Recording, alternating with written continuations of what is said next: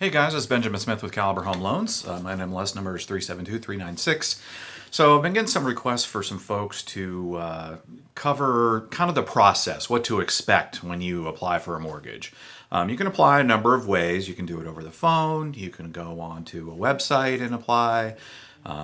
So there's a couple options there. I suppose something has probably been done over text by now or Facebook or something. But the bottom line in what's happening there is it's an exchange of information where a loan officer like myself is basically gathering up a 2-year snapshot of work history, address history, getting all the correct good info on how to exactly spell your name, date of birth, social, so we can check credit. All of that stuff. So sometimes that's more complicated for some folks than others. If you own multiple properties, if you are self-employed and have a kind of a complicated income structure, that can get a little wild. So that conversation is going to be anywhere between really 15 minutes to an hour, depending on your particular crazy structure, basically, for all of that. So that's it. That's how we start. We have to start with that conversation. I like to do it verbally. That's my preference because it allows me to get a better sense of anything that might be a trouble spot along the way. We've been doing this long enough where sometimes the manner in which somebody answers a question can give me some clues in terms of whether that's something we should dig into and get ahead of that problem now rather than later when we're under contract on a house and a seller is expecting to be selling their house to you and suddenly you don't qualify because you withheld information that is pertinent. So we try and get ahead of as much as that as possible and just make sure that we can get things approved. So up front, document-wise, guys, it's pretty straightforward stuff that we're looking for. It's really just documenting your income. We want to know that you have the ability to repay your loan. So, we get, clear copies of photo IDs so we know you are who you say you are, help prevent fraud that way. Last couple years of W-2s. If you're a 1099 person, we'll get the last couple years of that. We're usually going to get pay stubs covering at least a full 30 days. So if you're paid weekly, you're going to need 4 or 5 of those. If you're paid every couple of weeks, usually 3 will cover it.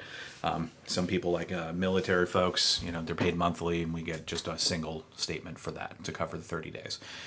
We get some bank statements. We can have those sent in digitally. We have a great secure system for that. So you can actually just link your bank account and it'll fly it right into your loan file. I love Caliber for that. Good stuff. And then the rest of it, just tracking, your assets. If you have, IRAs, 401ks, checking savings, stuff like that, just to make sure that, if there's a down payment involved with the loan, we see that you have the money. It goes a lot deeper than that, guys. We try and give out a nice list of, the stuff that we need up front so that you can gather that and we're as complete as possible. And then once I get those items, I go through that with my assistant and we try and identify things that we know we're going to have to get ahead of.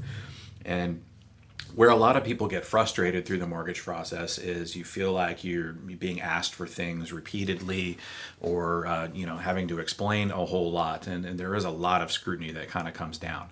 And, the main thing that we see with that is on bank statements. A lot of times there'll be strange deposits. We'll see a deposit and it's not marked from your payroll. There's $3,000. Where'd that come from? It could have been just Aunt Betty. Maybe she gifted you some mattress money. Maybe she gave you cash.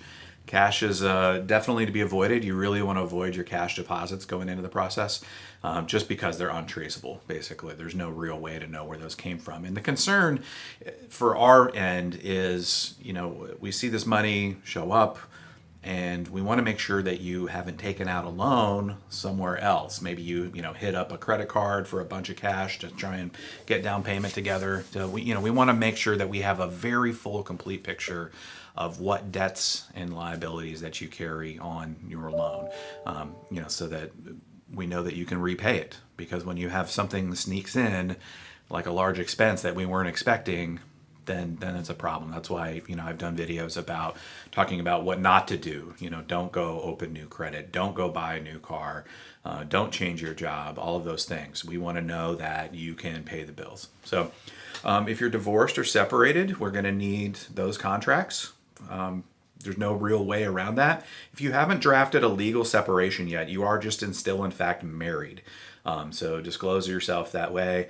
If you are separated but nothing is drafted yet, still technically married. So separation is a legal separation. That's what we're looking for there. If you are divorced, we need to see the financial impact of that split. So we don't care about what your drama was. We just want to know, the financial impact of child support expectations, alimony expectations, what has to happen to a property that you maybe already own with that other person, anything along those lines. There's a whole other group of stuff that we have to get together for veterans. We have to prove that they have enough time left on their service contract to fulfill that. The military has a definitive end date. Most jobs, we just presume you're going to keep working there. With the military, they actually say right on your leave and earning statement that you're leaving at a certain time. So if there's less than 12 months left, we have to get a statement from you and a statement from your command basically stating that you are eligible to re-enlist at some point. So there's a lot of that stuff. It goes a lot deeper, guys. There's a whole lot of other stuff, for a whole lot of different situations. If you have properties that you already own, we need leases, and we need to know taxes and insurance and all that. So it can be pretty robust of a request. So we try and make it very clear up front. Get a good pass over that. If we get those deposits that are strange, we need to track stuff down, nail all that down, or maybe just a completeness of documents, then we'll get with you, explain what we need. So we usually get kind of 3 passes is kind of my expectation. There's this upfront piece, there's a piece that my processor is going to go through, and then oftentimes then there's some final bits with the underwriter, and that's kind of like that last minute stuff that we kind of see on occasion. But if we do a really good job up front and we have a very serious and clear conversation and everybody's open and honest about all of your stuff, and you're really great with your loan officer and you give all the good info, it makes life easier. Then we're not having to play investigator homework to try and figure out what things are. We just have it up front. So that is the story. This is my longest video I've done here, but I wanted to kind of outline what to expect in the beginning of the mortgage process. Mostly just that taking of a good quality application and getting your group of documents together and doing a really good job of those up front puts me in 1000% best position to be able to issue a loan pre-qualification that gets you out shopping. And then when we have your documents, we go ahead and submit them into underwriting so we can get a full loan approval from the underwriter, just pending a contract appraisal and title from the house that you pick. So that's the story with that. I'll do another set here talking about kind of some of the follow-on stuff with the process, just things to expect through the whole deal. So you have a front to back, but I wanted to kind of break this up into even parts. So there's about 8 minutes here. I will let y'all go and move on to the next one here. I'll start recording at any minute, I'm sure. Thanks.